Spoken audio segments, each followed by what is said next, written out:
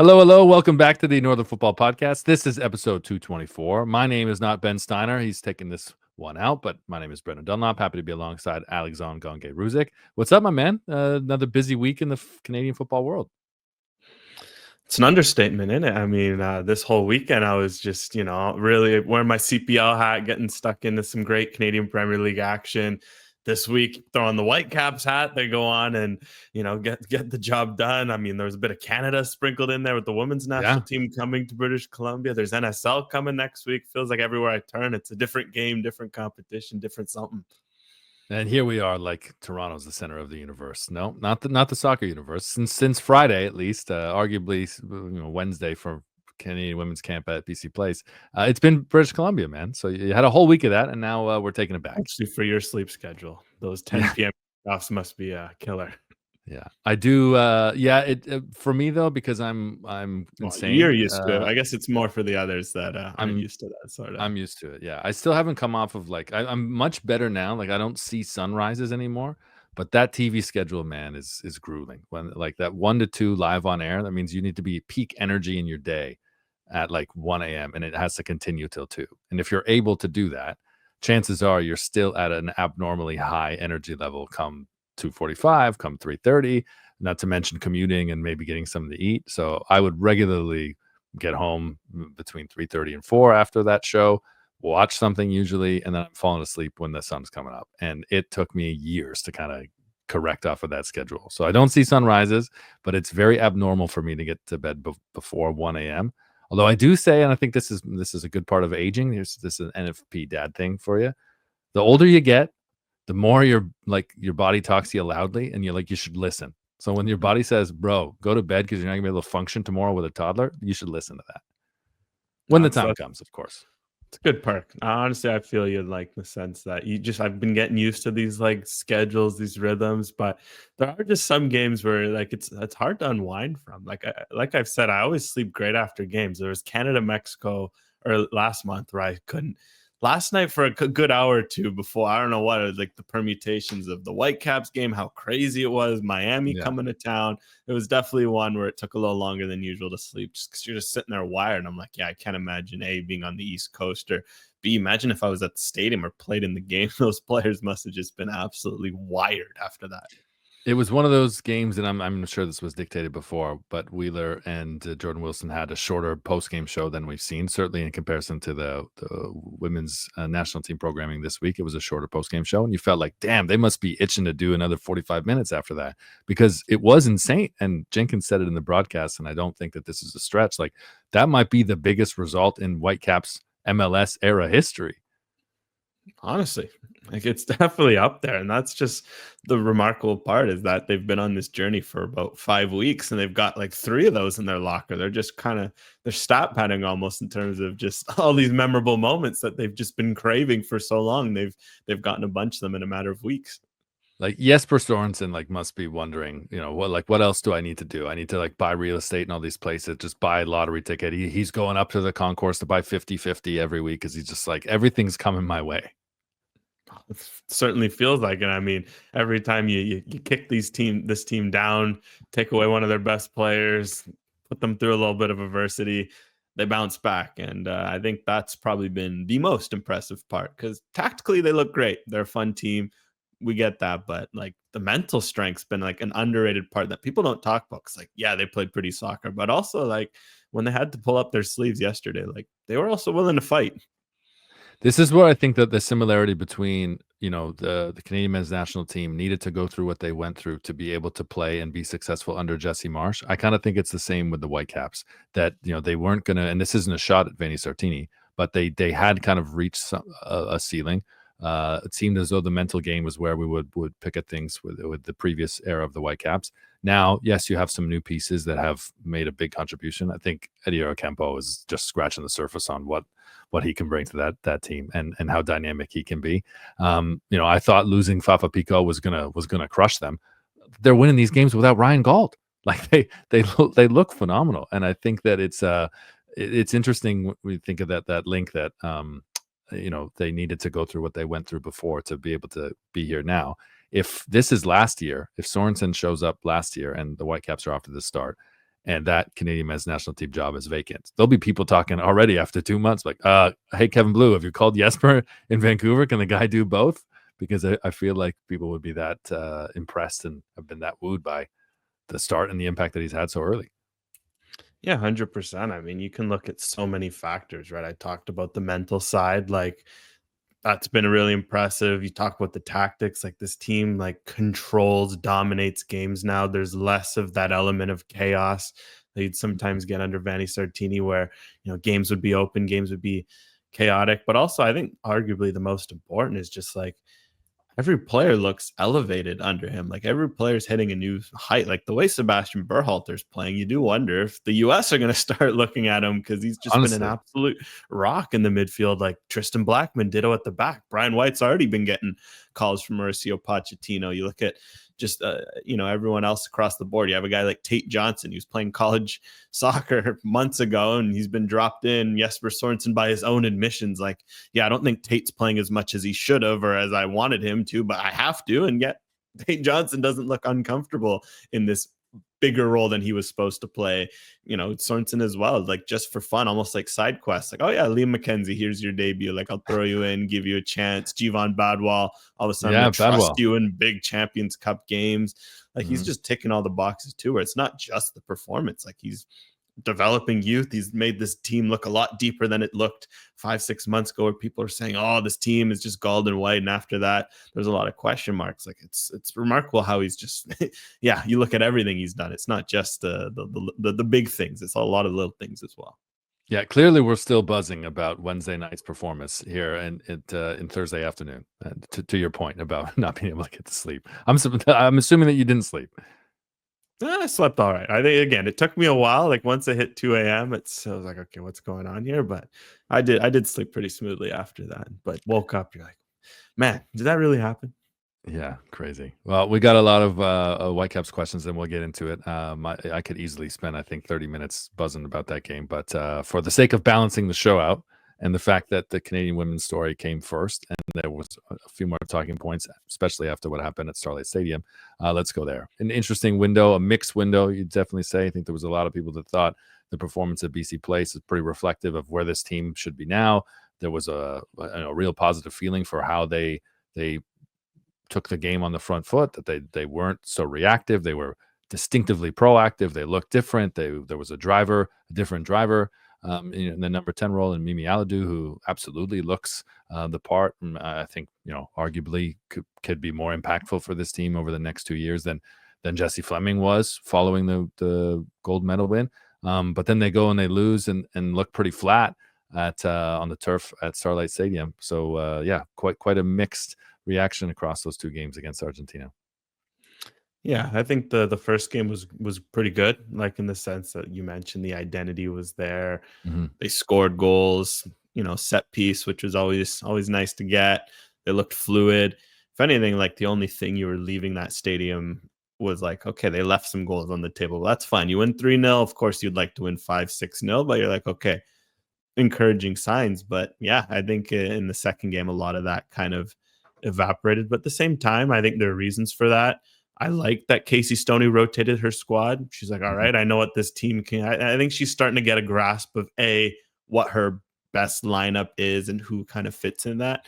But also, I think B, she's getting a better idea of like what this team looks like at her best. And I think at Starlight, she's like, okay, let's throw some new faces in. Let's tweak things a little. Let's see how players respond. And I think there was some questions that got answered in that regard of, okay, maybe this Canadian team, again, the depth, when you take out some of the key contributors from this lineup, who steps up?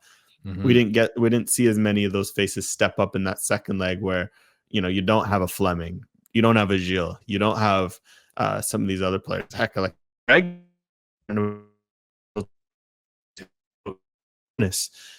Adriana Leon. And I think that was a good test as well, to be like, sometimes depth isn't just which players can step up when the stars are around.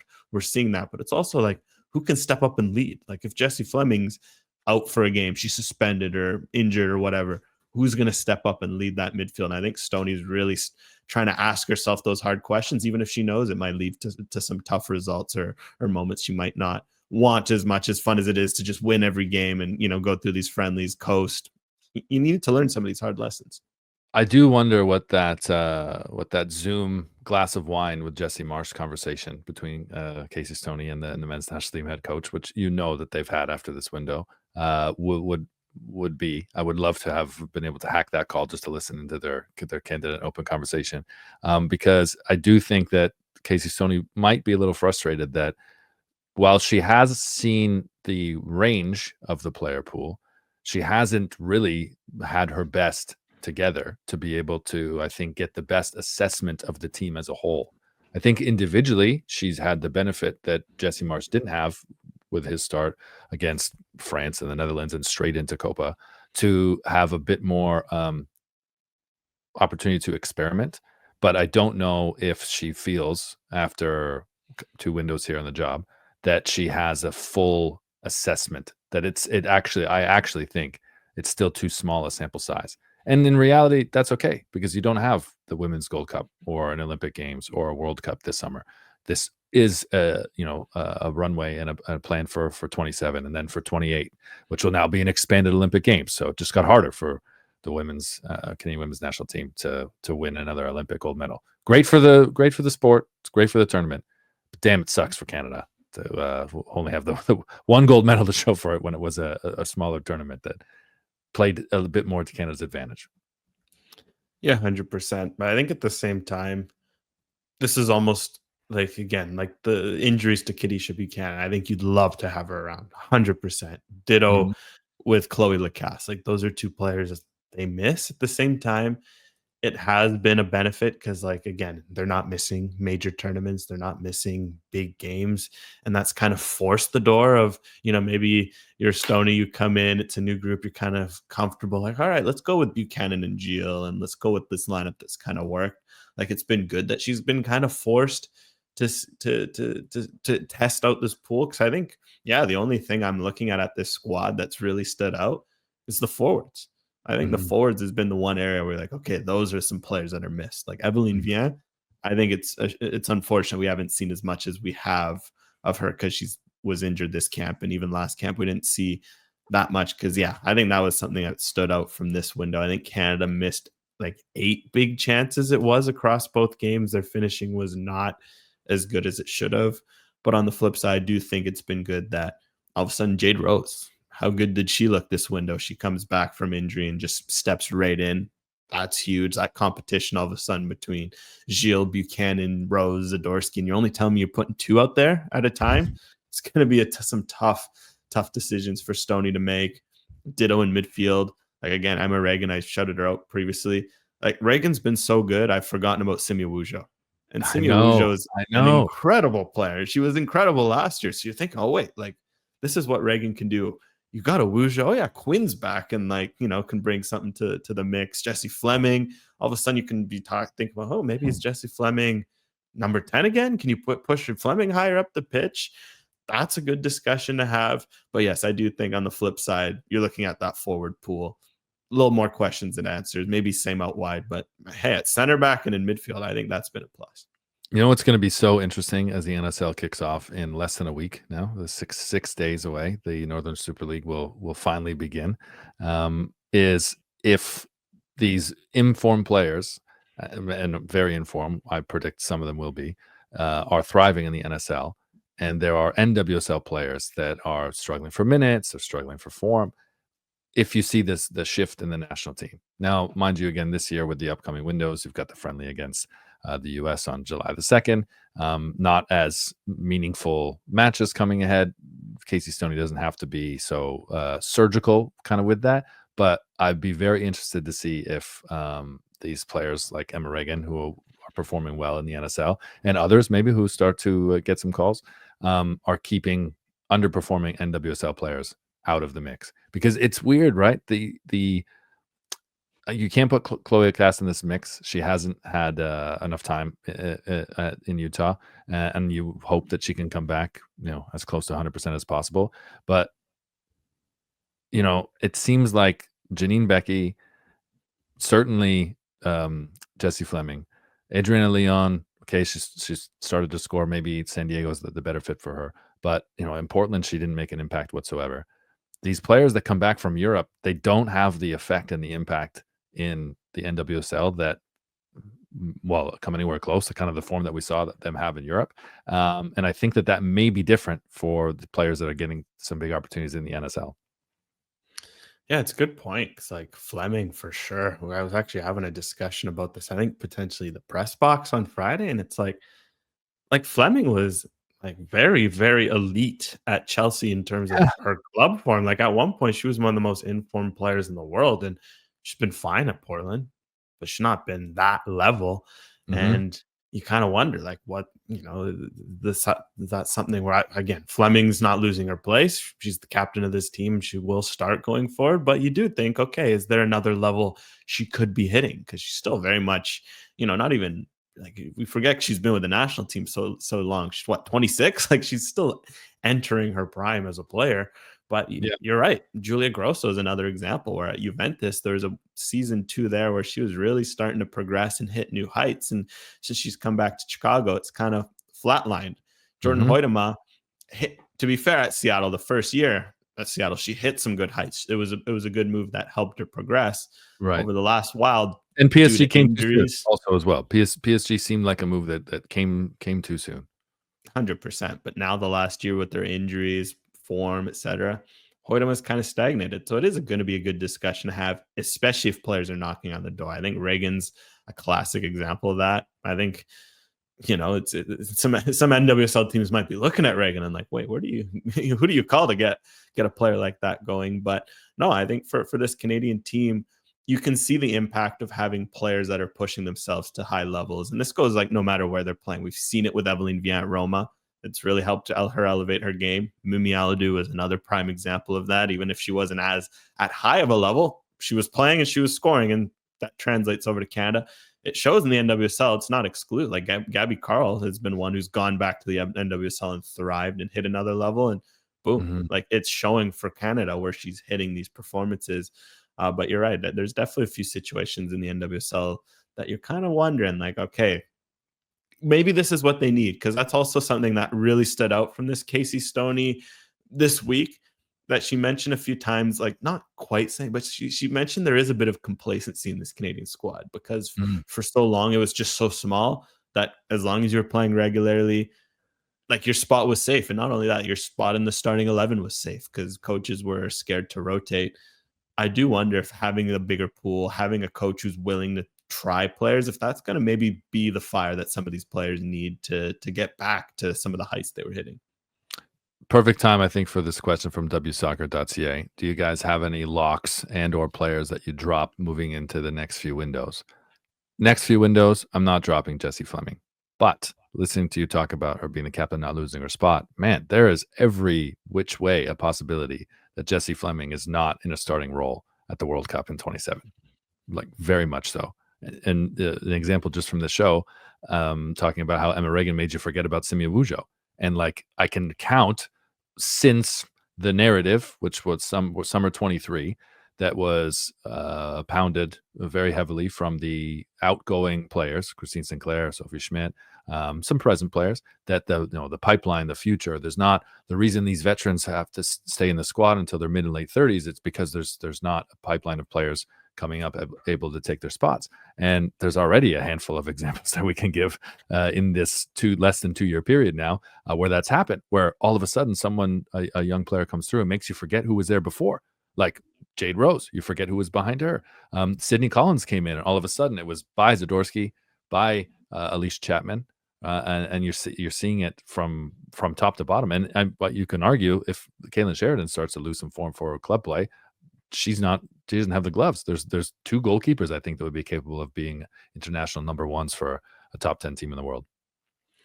Yeah, no, that's honestly bang on, right? It's something where all of a sudden this competition, it lights a bit of fire. And I think there's different responses, right? I think like Vanessa Gilles, it seems like every few months there's new center backs coming up, yet she's elevating her performance. She feels like one of the true locks in this team. And there's some interesting discussions, I think, on the broadcast for the Tuesday game.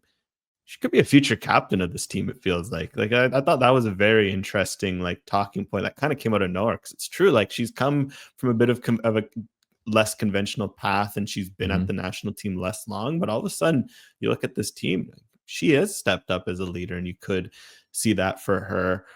So I think that's like really at this moment, like Gilles the one true lock. A lot of the other players, Yeah, they're locks ish, right? Like you can look at, like I think Fleming is a 90% lock. Like I think this is I would say something that. where she'll step up and she'll hit, find some form at club level.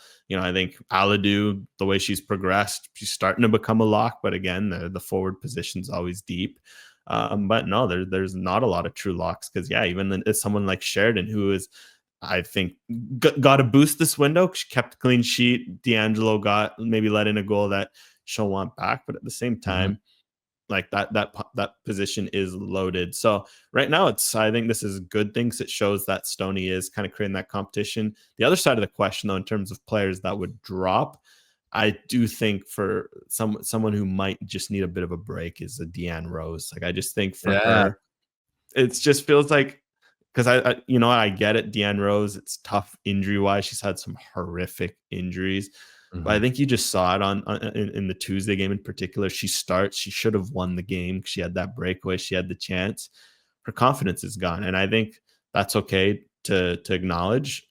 At the end of the day, this is a national team, right? It's something where if you need to get your confidence back, get some goals going at club level, rebuild at that. You don't need this pressure of needing to step up, needing to perform for Canada if you're not, if you don't have that form at club level. So I think she's definitely one of the vet. Maybe you can, I guess she is 26 now and she's been around long enough that she's Yeah, vet. definitely one of the veterans that have kind of slipped out of that mix. For the most part, I think everyone else is still doing enough to hold on. Some other ones to watch is, like a Janine Sonis. I think she's had some good performances under Stoney. At the same time, I think she hasn't quite hit those 22 heights post injury. And again, it's post injury. It's tough for these players, but she's another one to watch in terms of if there's wingers stepping up who can be dynamic, who can take players on. I think Sonis is going to need a couple big months at the club level to regain a bit of that lock status she might have had 12, 24 months prior.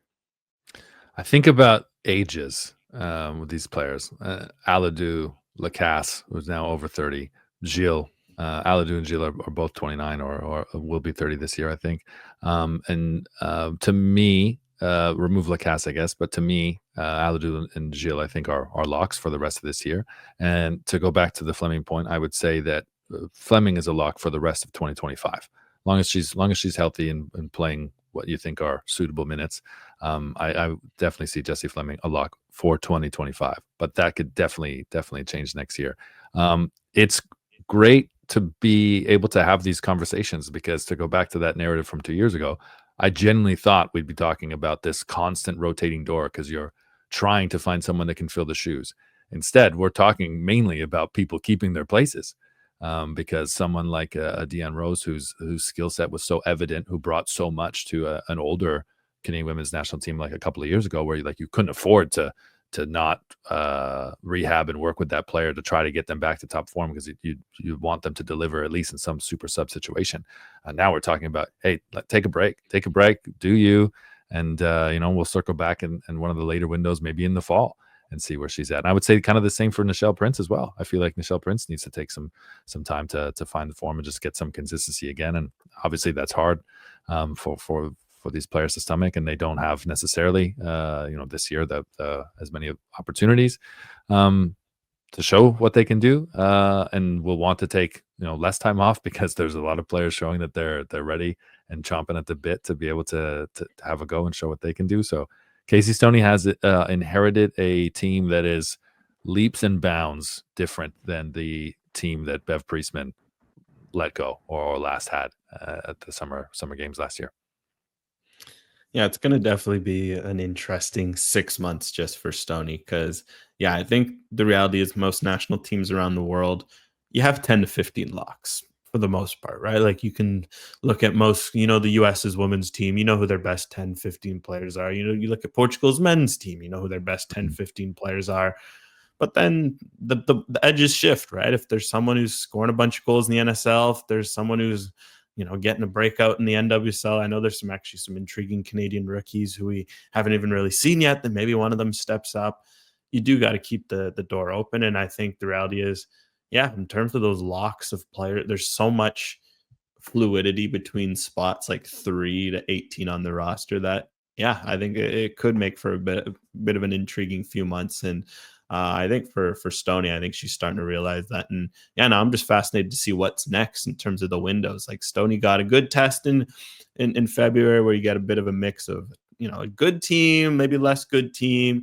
Now in this Argentina window, you kind of get more of a physical team. So you kind of see how your team can respond. I'm curious to see what kind of test she gets going forward.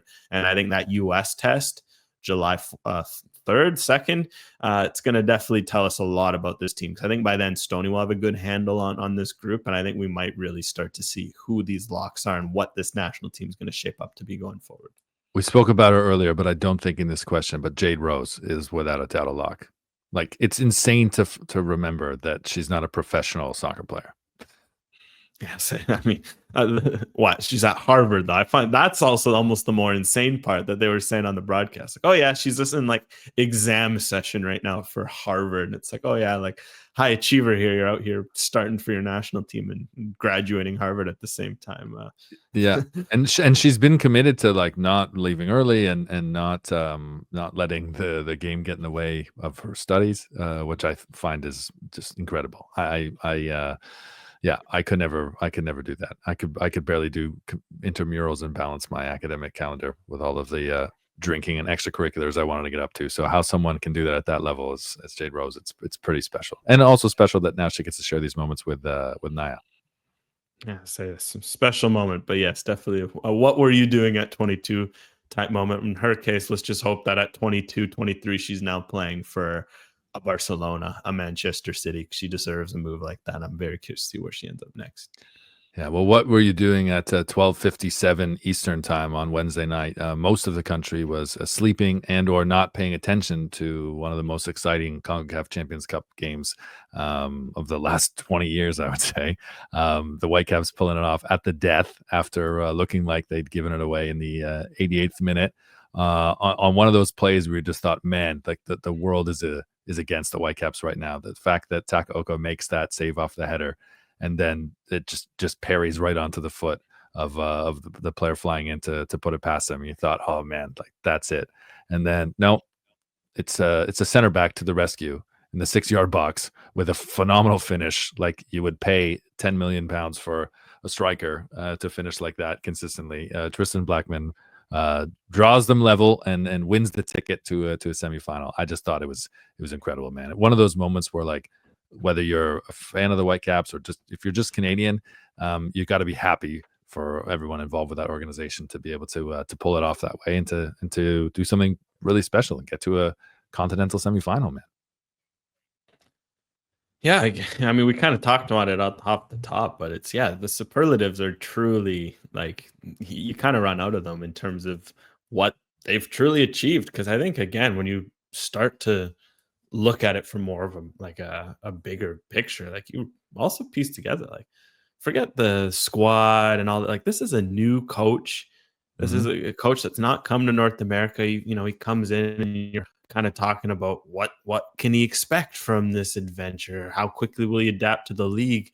And his first few weeks in the job have been, all right, here's this absolutely wild schedule of, your first game is on a Thursday night in San Jose, Costa Rica. And then from that point on, you're going to play every 3 days for your first 3 weeks. And if you survive that, you get your reward is another, set of games of this magnitude. And he's just, Jesper Sorensen is just so unfazed, so cool. Best player injured. All right, next guy up.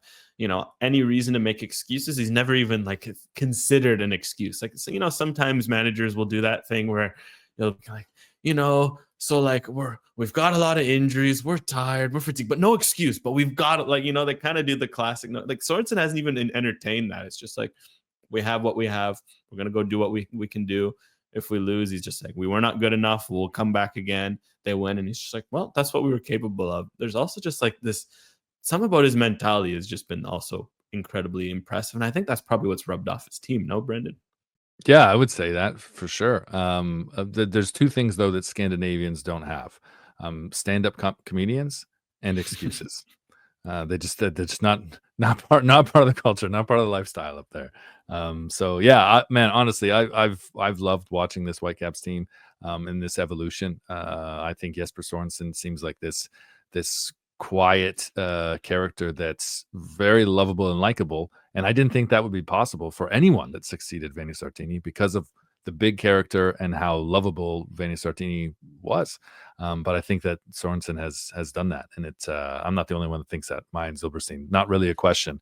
He tweets us more of a statement. This Whitecaps team is so effing good. I'm in love with Jesper Sorensen. Yeah, the two of us would definitely agree. I want to get into some of the other questions though. Sivan Prasad, how do you see this share of looks at right back playing out once Laborda is healthy? To add to that, what's your ideal lineup against Miami across both legs, assuming that Gauld, Nelson, and Kubi are all available? Alex? Yeah, this is the remarkable question that it's crazy. I haven't even had to come to it of what the heck this best team looks like, because it feels like every time someone's gone down, a new player stepped up and thrown themselves in this mix. Fun stat, by the way, because I'll just throw this out here now that I have it. The Whitecaps have 13 different goal scorers this year already in all competitions. Oh, wow. They had 14 last year. All of April last year. April the 10th, man. That is impressive. And like they haven't even had like the Canadian Championship where they might throw in some younger Canadians who could add their names to that mix. Sure. I know there's still a few other prominent attackers who haven't even, like someone like Ranko Veselinovic, he's good for a goal. Ali Ahmed hasn't scored yet. You figure he's going to get one, although it's been good to see get his assists. So like this team right now, it's like guys are stepping up. So the lineup question is a great one because in terms of right back, I think Ocampo has shown that he brings a bit of something different in terms of that speed, in terms of getting forward. At the same time, I think Laborda is just so important to this team in possession. I think they've actually lost a bit of that over the last few games, against Colorado, Pumas, both legs, where they didn't hold as much possession. So I think Laborda will be a lock to come back in, but it is going to be fascinating to see what happens with Ocampo, because I think he's made the discussion interesting enough that all of a sudden between him and Adekugbe, I think what we saw in preseason, I think is going to have to happen, where Sorensen he almost made it like matchup based in pairings, where he'd kind of pair Ocampo with the Laborda, knowing that Ocampo would push higher and Laborda would drop. And I think I wonder if we'll see something with Adekugbe where he might pair someone with them and just rotate, because I think that's going to be the challenge of when everyone's fit, everyone's healthy. Of course, they're going to have to rotate a lot with this competition, but when this competition ends, they're going to go to a pretty open schedule. I am curious, but definitely it feels like otherwise, I think the lineup is mostly settled. I think Takoka is going to be in goal for these games. I think Blackman and Veselinovic have been incredible. That center back pairing isn't going to change. I mentioned Laborda being a lock. I think that's clear. I think in midfield, Kubas, Berhalter are definitely going to be in there. Vite, that's going to be your midfield. And then the front three will probably be Ahmed, White, Gauld. But that's still wild to think that leaves out Sabi, that leaves out Nelson, that leaves out Ocampo potentially. Like it's definitely the bench is going to be a huge asset when everyone's healthy. Let's just say that. The first leg's at BC Place. The second leg is in Miami. Is it the Tuesday or the Wednesday? I saw it and now I don't remember. Is it the 29th or the 30th? Well, the Whitecaps' first leg's on the Thursday, and that bumped their game against Minnesota to a Sunday. So I'm assuming it's either the Wednesday or Thursday. It's the Wednesday, yeah. Yeah, I think it's the Wednesday. That would create a window where you would assume Jaden Nelson could be back contending for a starting place. And he had such a great start to the season. If he is 100% healthy and showing in training, Sorensen's gonna have a headache, man, which is not, I think, what we all expected. I know you and Ben were more bullish about the Whitecaps than I was, but I was a little more favorable, I think, than some of the MLS pundits who were pretty harsh and just furthering the narrative that West Coast teams don't get eyes. People don't know how damn good Ryan Gauld is because nobody's watching. A lot of West Coast baseball is like that as well. But man, I can't wait for that tie. I think they have every chance in the world. They will be underdogs, and you would expect Miami to turn it on. And if Miami found themselves in the situation that Pumas were in last night, you wouldn't bet against Miami, turning the screw and getting it done. The only time we've seen them not do that was against Atlanta, in the MLS Cup playoffs in the first round, which was a real shocker. But I think we all knew if that was a best of 7 series, no one would have bet against Inter Miami losing that. And also, no one wants to see a best of 7 MLS. I wouldn't want to see that. Would you? No, I mean that's the beauty I'm of glad they soccer haven't too. considered that. That sometimes one game, two games, like things happen and you have to adapt. And like I think it leads to fun moments like Miami. I watched that Yeah, game before the Whitecaps. What a freaking game that was. I don't like those two teams. Like I think it was the perfect mix of a CONCACAF night because it was like there's just enough shithousery and yeah. chaos that it was like entertaining on that point. But then there was so much talent as well that there was like moments of skill, great goals, and then Miami pulls it out in late fashion. Great, and similar with the Whitecaps too. Like that was a physical, intense game. It was literally decided in the 95th minute. 7 leg series. Like it's great in hockey because it ends up being a bit of a grind, more of a mental battle. But I just love that for this, like these 180-minute ties, 90-minute single game knockouts. Like just the roller coaster you go through is incredible. Apologies in advance for likely butchering your name, Mark, but Mark Paluch, not sure. Ali Ahmed, fast, but was easily manhandled by Pumas. He was taken down and pushed off the ball multiple times on Wednesday, excuse me. Jesse Marsh wanted him to bulk up. Doesn't look like that he has, although I know it takes time. Is he risking his place on the Canadian men's national team? I'd say no chance. I think he's shown enough in his performances for Canada that I think his spot there is pretty secure in the sense that he's going to be considered as a starter. And even if he isn't considered a starter, he's still a 30-40 minute guy off the bench. In terms of the bulking up, I would disagree. I think he's shown, like, for example, in leg 2 against Monterrey, I think he was absolutely bullying defenders. And in that case, I think in this situation, yes, he got physically handled a little better than like Monterrey did. I also think it was the refereeing. Like I think this referee in this Whitecaps game, like he was fine. Don't get me wrong. I think there was no egregious calls or anything of the like, but his threshold for a foul was a little higher, and I think you saw it. There was some tackles from both teams that definitely could have maybe gotten punished more than normal. And I think for Ahmed, that was just kind of one of those nights where the fullback, like the tone was set. I think it was in the 5th minute, Tristan Blackman like full on almost rugby tackle the guy off the ball, didn't give a yellow. Both teams kind of knew, okay, it was going to be one of those days. So for Ahmed, I think any forward, any winger would have struggled with that kind of physical treatment he got yesterday. And the fact that he still had some good moments, he still won 3 fouls, he still helped create some chances, like that's good. And I think that's the sort of things Marsh will like to see, that even when a moment where things weren't going his way, he still found a way to have an impact. I did think that the momentum was totally going to change and that the Whitecaps had lost their heads there when Ocampo was pushing forward and he was running past Caicedo and he was going to beat Caicedo in a race. And Caicedo just felt like he'd been shot in the ankle. And Ocampo was very irritated. And then Duarte got in his face. And so he just two-handed shoved Duarte, who then fell and grabbed his face as if he'd been violently assaulted. I think Duarte got a yellow and Ocampo had got just a yellow as well, which I think was fair and a good reaction. The referee seemed to be there and understand that they were trying to pull one over on him. But I was worried that maybe that would be the moment, the real turning point. I thought they handled themselves pretty well. It got Concacaf, which is a good test for this team, I think, right now, because they still have a very long season with several other trophies available to them, and are the best team in MLS right now, and really look at. And now they're going up against the best team in the Eastern Conference in MLS in a continental semifinal. Man, it's pretty exciting. Did you have a take? Did you want to get a quick answer in on sad Canada fan here who said, "Is it fair to say this is the best Caps team ever, and will likely surpass the 2017 Toronto FC team and become the best Canadian MLS team of all time?" Wow. So that's a great question. I love the question. I figured you wanted to answer it, and then you'll be upset at me if I moved on. Yeah, no, I think it's what I would say is it's too early. Let's be real. It's too early. Although what I will say, I think, again, if the Whitecaps, and this big if, but hey, they're Final Four teams, 25% chance, you dare to dream.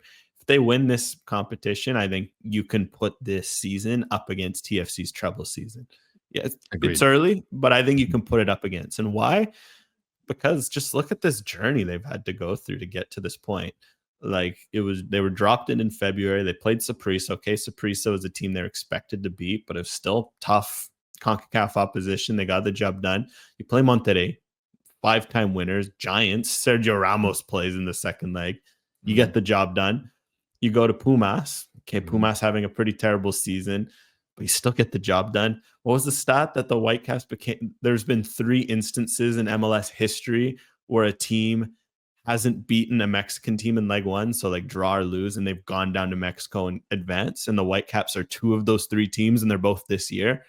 And now you're playing Miami, who has arguably the greatest player in history, who's still kicking it, still balling out, scored a brace against LAFC in the last round.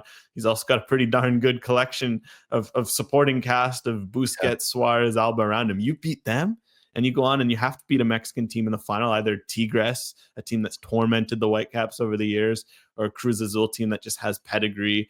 You know, you got to play in the Azteca, which potentially for a final, which would be insane. Like, yeah, I think this Whitecaps team would 100% deserve their praise for, being the best Canadian team in terms of like one moment. So yes, it's still early. You can't crown it till they actually go out and do it. And this Miami test is going to be very, very, very tough. But I think this Champions Cup run alone is enough. And I think the nice thing is with the Whitecaps, this Champions Cup run almost becomes a bonus. Like, you're playing Messi, you're playing Miami, you're getting a sold out stadium. All that's great.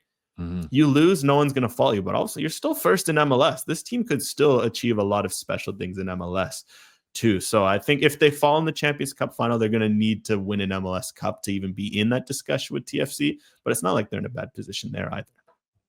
2 things from the One Soccer broadcast that I was reminded of as you were speaking there. Adam Jenkins' call at the end. The cardiac caps are into the semifinals. I love that. And Gareth Wheeler made the point in the post-game show, all the Whitecaps fans complain that Messi didn't make the flight. The longest flight, by the way, the longest trip in all of Major League Soccer, Miami to Vancouver, didn't show up last year. Well, now he's going to show up because it's a continental semifinal, which is a much better scenario to have Messi come to BC Place for the first time.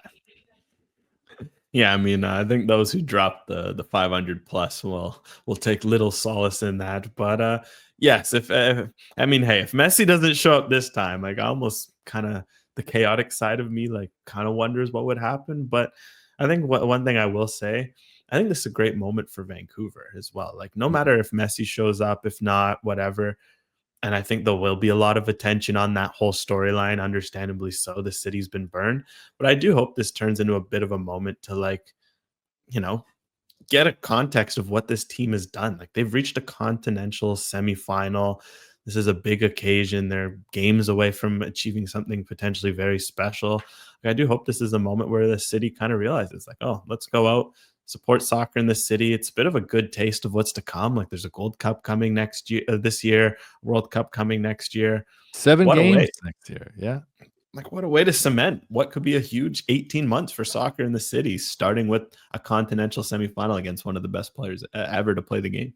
And I really hope that, the talk of the club speaking with the city of Vancouver about doing something at the PNE grounds, I really hope that there's truth to that and some legs to that. I would love to see that. I think that'd be a great setup. I will very much want to see that club stay in Vancouver. It would be fantastic if they find a situation that works there and then they're able to build a stadium. I think that'd be attractive and appealing to another owner if that's still the way that this ownership group wants to go. But getting a stadium would be absolutely massive, and maybe not having the Canucks in the playoffs also gives this team more attention right now. Messi's coming. Canucks? Who? Just get through this stretch here, a couple more rounds in the Concacaf Champions Cup, and then you guys can do all your outdoor shit. But for now, shift all that Canucks love to the Whitecaps. That's my ask.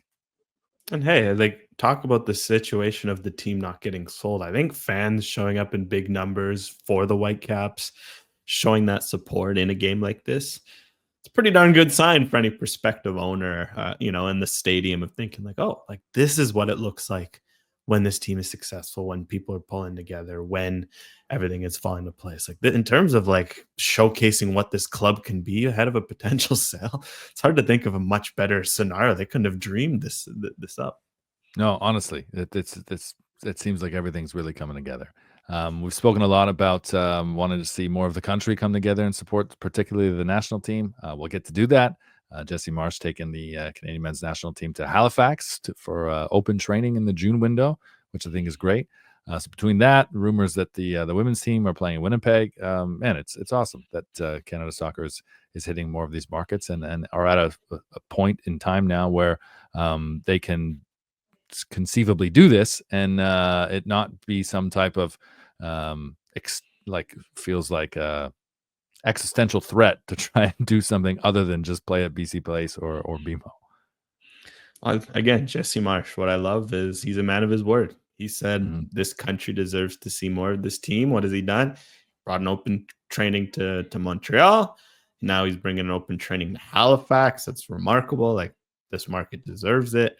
They're going to play Gold Cup games here in the summer. We're getting the draw tonight, by the way. So some of you might have listened after. Go make sure to check out the draw. Fortunately, we're not able to break it down today for many reasons. There's always something happening. And then, to get the women's team spread around the country, like, they play this month in BC twice, which is always good. To go to Winnipeg would be incredible, just because, like, the prairies are so underserved in terms of soccer and these opportunities to see the national team. Like, I think it's great to see, Jesse Marsh back up his words. And I think Casey Stoney and Kevin Blue also they're all doing their part. And I think between those three, Canada Soccer seems to be in a very good place in terms of little moments like this that are starting to pull the country back together. With Ben away on today's episode, I've kind of taken the steering wheel here. But since Canadians Abroad, Canucks Abroad is your baby, do you want to drive this? You want to run through, and I'll chime in where and when I have a opine. Let's do this. I mean, it's the audible. What is this? I'm the wide receiver coming in to take a snap, and I'll take this. I'll take this run of throws. But yes, Canadians Abroad. Make sure to check out CanucksAbroad.ca for their schedule, weekly schedule. Always great to know when and where Canadians are playing. You can also, if you miss it, go on Twitter, go on Blue Sky. They're on both. You can see how those Canadians did. Always a great tool for myself and all the other sickos out there. But this weekend, lots of men's national team news. Of course, the women's team in action here in British Columbia. Promise, David, can't stop scoring. Scored another goal. Ben and I had some fun talking about the championship round in Belgium in the cool format. Well, Union Saint-Gilloise is slowly creeping up the table. They beat Ghent 3-0. David scored a thunderous volley. You can't keep him off the scoreboard these days, hey, Brendan? No, it's amazing, man. I hope that we get to see him in a Canada shirt this year. I said it before. I think he could be a star at the Gold Cup. Just wonder if he can pip Daniel Jebison or maybe share time with Jebison. But of course, that would mean there's a couple other key pieces not there. And I really do think that this Gold Cup is going to be full tilt. Like, all three teams are going to have to go hard in this tournament, and I think we'll finally see as close to a best on best Gold Cup in my lifetime. I think that would be ideal. And man, if you got guys like David stepping up for Canada, you don't mind that. I also wouldn't mind to see some Tani Oluwasi, because it's been Tani time in Minnesota. 5 goals so far this season, second in MLS. Of course, he opened his Canadian account last month. He scored this time in a 2-1 win against NYCFC. This time right foot, first time finish. Can score with his right, can score with his left. And I've just loved what I've seen from Tani Oluwasi, because he didn't end last year very well. I think it was something he went like 13 games without scoring. The seat was hot. Strikers are stepping up. I love that he's seen that. He's like, okay, got to lock in, and he's just really found his form. And I think if you're Jesse Marsh, that's what you want. You want your guys to step up to handle that adversity, to see, okay, Jebison, David's in this. Don't see it as a threat. See it as, okay, like, I'll just step up my game. So I've loved what I've seen from Oluwasi with Minnesota right now. We don't do a lot of betting talk on NFP, and I'm not telling anybody to bet, but for recreational purposes only, if there was something I was seeing on the board that stand out this weekend as Minnesota United come to Toronto to play TFC, I think Tani to score would be one of them. Yeah, especially as a hometown kid. You just feel like he has one. Okay, 2 or 3, we'll see him. Be cool. But one, I would also echo that sentiment, especially scored in 3 straight MLS play, 2 braces, 1 goal. Remarkable to see. So good. But he's just getting better. He's just getting better. Well, that's it. He's a late bloomer, and he just keeps adding things to his game. But speaking of a Canadian who scored against Canadian team, Jason Russell-Rowe tormented Montreal. Unfortunately, the Marco Donadell, the positive momentum of that draw against Chicago. It's never easy to beat Columbus. I don't think this is going to be anything that derails what Donadell's doing. But a 2-1 loss. Russell-Rowe scores A great goal, adds a great assist as well. Again, he's someone who is maybe a bit forgotten in this mix with all these new strikers that have come up. I kind of pushed for him to get called into the last camp. He doesn't. I don't know how easy it is for him to get called into camps going forward with all the competition, but certainly making a case for the Gold Cup where I'm sure he'll have a lot of proof because at the end of the day, he's a natural attacker. And in that Nancy system where Nancy wants his forwards to kind of play all over the place, Russell Rowe does such a good job of dropping in, assisting, going up and scoring. And now that he's got a new teammate in Daniel Gazdag, I think we might see some more Russell Rowe goals in the future. I feel bad for Montreal because they've had a hard season. I genuinely don't think that they're as bad as their record shows. They're only finally going to play a home match at Stade Saputo this weekend. I really feel bad for them. One thing I did think was pretty cool, though. I obviously thought this as soon as he joined, when Luca Petrasso put pen to paper to return to MLS and join CF Montreal. That is where Michael Petrasso was converted to a fullback back when Marco Donadel was his teammate. Now Marco Donadel is the manager for Luca. I think is pretty cool. I saw him tweet that this week. Yeah, definitely some interesting full circle moments there. Otherwise, just rounding through the notes, Tajon Buchanan, unfortunately, shout out to Matthew Sonetti with the reporting.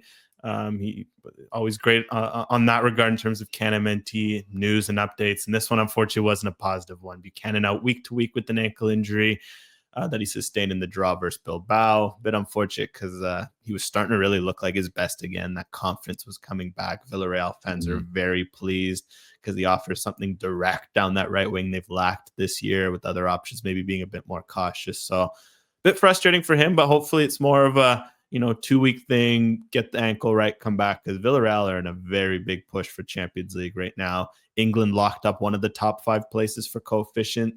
So, Villarreal might need to finish 4th. Maybe 5th will be enough. They'll want to be sure and get 4th. And I think they want Buchanan to play a big role in that, Brendan. Yeah, and I think part of the reason why he's thriving is because he can feel that he's wanted. So yeah, hopefully it's not serious week to week. I think he'll be back to it in a couple weeks time. So with all the injury troubles, I think he'll want to lock in and put this all behind him. Lastly, out in Portland, James Pantemis. So he just can't stop keeping clean sheets. Kept another one in a 0-0 draw against Austin. Max Crepeau if it wasn't clear now, like he's full and well, he truly lost his spot. It's going to be fascinating to see what that means for the national team. I think this seems to indicate this is going to be Dane Sinclair's net at the Gold Cup, unless maybe we get a surprise in the form of Owen Goodman getting his passport and getting called up, or, maybe some Tom McGill time. But for Crepeau, it definitely feels like he's got to be a candidate to be moved soon, right? Because if you're Portland, you have an asset like that. Surely some team would inquire, pay some money, and just do right by everyone, because Pantemis is doing great. This is great for him. He might be the guy we're talking about at the Gold Cup getting an opportunity, but you'd also like Crepeau to have a best chance at making this World Cup team as a starter next year. And right now, this is not a good sign for that.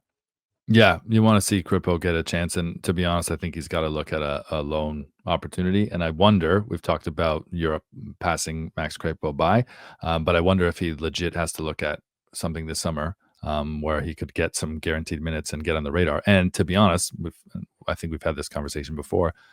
Being on the radar in Europe, that's local for Jesse Marsch. So I think that's a big advantage. I don't know what type of league we'd be talking about. I don't know if Belgium would cut it in comparison, let's say, but just that you need a place where he's playing consistently. And we all think that Max Crepeau is a suitable number one and could be playing in a European league. Where and what the right fit is the big question mark. But I genuinely think that that's the conversation he needs to be having with his representatives.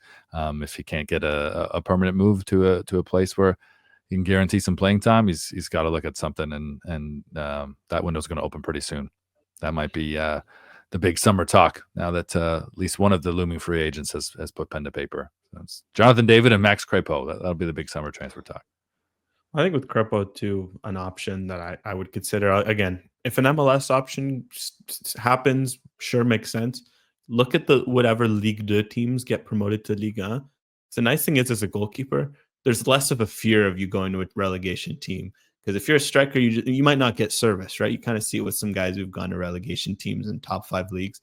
For a goalkeeper, you're going to get peppered. You're going to get reps. For your Max Crepeau, maybe that's a good balance where a promoted team to Liga 1 would give them a look, because they just want bodies ahead of a newly promoted season, especially if they lost some guys. And then for Crepeau, maybe that could allow him to get some reps and rhythm. And plus, it would line up perfectly, right? You go through the 25-26 season, peaking right before a World Cup. That would be a move I would consider in his situation. That's a good shout. Are Ajaccio in the mix? They fall from grace, man. They were Liga when I was doing the Fox show. Max Crepeau at Ajaccio, mon Dieu. Crepeau on Corsica Island, that would be quite something. Right now, the candidates are Lorient, so you could go to Brittany. I mean, I always have great things to say about Brittany and their food and their lifestyle. Otherwise, Paris FC. Could we see him? See some derbies too of Crepeau, Paris FC versus PSG. Both good options. Otherwise, Metz is in the mix. Dunkirk. What a club that name. That would be Crepeau at Dunkirk. And then you got Guingamp, Laval all in the mix. So definitely between Paris and Lorient and Metz, some good options there. Multi-option. Is that how you would say? Lots of options? Yeah, you're on the right track. There we go. Plein d'options. Merci beaucoup, mon frère. Merci. I'm going to get better. I do want to give NSL some real time, which we don't have today. Obviously, we're less than a week away, so we will technically get time to do a full show before the first full weekend of the NSL. Maybe we don't do the full show before that opening match. But yeah, do you got one quick thought on NSL as we're just 6 days away from it actually kicking off finally? Yeah, it's just it's been a whirlwind getting up to this point, in the sense that you've had all these players signings, you've had kits dropped, you've had all these fun announcements. I think it's just going to be fun to get going, get a rhythm. I think a nice part has been seeing, like from a Canadian's perspective, like seeing an Emma Regan Bull out for Canada. It's like, oh man, it's cool that she's now going to be playing in Toronto, and that's going to be a storyline that Torontonians can follow. Seeing Quinn, just what they could do just for Vancouver, that's going to be super exciting. Just hope this first game, has a good crowd. Hopefully people can just, get attention on this, because this is obviously very special, very important for this country. We've needed a domestic women's league for so long. And I think now that it's here, it's just going to be all about enjoying these first few weeks. And we're definitely going to be spoiled for footy. That's for sure. We're recording on Thursday, and Thursday morning, AFC Toronto dropped the best Canadian club shirt that I've seen in the last 20 years. And yes, I'm incredibly biased because the creator, the designer that the club shouted out, has a Portuguese last name, and she's designed this tremendous looking shirt that, if you haven't seen it, go on AFC Toronto's website or socials and check it out. It will immediately remind you of the Portuguese tile shirt that the Portuguese national team had at the Euros last year. But there's the symbolism for Toronto is as diverse as Toronto is depicted on this shirt. And I think that's incredible. There's streetcars, there's a CN Tower, there's a woman in a hijab, there's food, there's all the communities listed. It's very, very cool. Real cool shirt. Well, I just want to say then, before I ask, like you mentioned, we'll dive into the NSL more proper, but hat tip to Toronto, just because I know when the logos came out, Ben and I were pretty harsh on the at least I was pretty harsh on the logo. But I think Toronto's hit almost everything out of the ballpark. Otherwise, in terms of the kits, both kits look very good, very nice. Their roster looks incredible. Like, I think right now, not to spoil anything, I think they lead my power rankings. They just got so much quality, like Reagan in the midfield, Victoria Pickett, scooping youngsters like, Kaylee Hunter, who I think is an incredible talent. Huge. Yeah. I think so casually signing Maya Jones, like on loan from San Diego. I thought Jones had a good NWSL season last year. They got some good internationals in the back line. Okay, maybe in goal, I'm looking at some question marks, but like, they've built an incredible team. They're going to look good doing it. Hopefully they can get numbers out to York to watch this team, because there's definitely some potential for them to be special in year one. Unfair of me to leave zero time for the CPL. You were at 2 games though, so I feel like you deserve the opportunity to give a shout for opening weekend. But overall, a really great advert for the CPL. Starting off with the Forge and Cavalry, which was far more exciting and entertaining game than the 1-0 scoreline might suggest. And overall, man, I'm more excited for the season now that we've seen an opening week. Yeah, 100%. It was just a good weekend in the sense of Ottawa, Halifax, pissing rain, cold, not the ideal for fans, but shout out to a lot of the fans who did show up in Ottawa. Just a great Mhm. game. Halifax goes up 2-0. You think, oh, okay, the Wanderers, they're back. But then some of the issues from last year crop up. Great comeback from Ottawa. David Rodriguez looks to be a heck of a player, heck of a coup for them. You mentioned Forge Cavalry. It just looked like another final. It feels like every time they play, I don't know how they do it. Just always find the intensity to make it worth watching, dramatic, posts in the last minute goal line clearances. Then I was at Pacific Valor, just a good back and forth game. Pacific looking like their best again. Of course, one game, they'll want to keep it up. But if an Mhm. entertaining Pacific always, adds something different to the Canadian Premier League. And then meanwhile, over on the Sunday, it almost got lost in the shuffle. York, they've built a fun story. They've signed a bunch of local guys, which I always think is Mhm. cool. They've got the youngest coach in like North American pro sports or something. I think the stat is, and Mauro Eustachio's got them playing some fun football already. They looked good against Vancouver FC, who themselves also threw out some good young players. So for the CPL, it's 1 week. We'll see how things go from there. But lots of good storylines to keep an eye on, especially in terms of lots of promising young Canadians in this league this year. It feels like there's a good crop of them, and I think that's always a fun storyline that I know listeners of the podcast are always intrigued in. So we'll definitely be hearing a lot about the Shola Gmos and some of the For other sure. young talents that are in the CPL this year on this show. Yeah, the Canadian Premier League will give you sickos a lot to talk about this year, which is great. But that's the perfect bow to put on the show, my man. Appreciate it. We'll be talking a lot of CPL as the season goes on and seeing a lot of you on the sideline, bro, which is great. Thanks to you, listener, for listening to Northern Football. You know where to find us on the socials. If you don't, go out and find us, like, subscribe, and we'll talk to you again soon.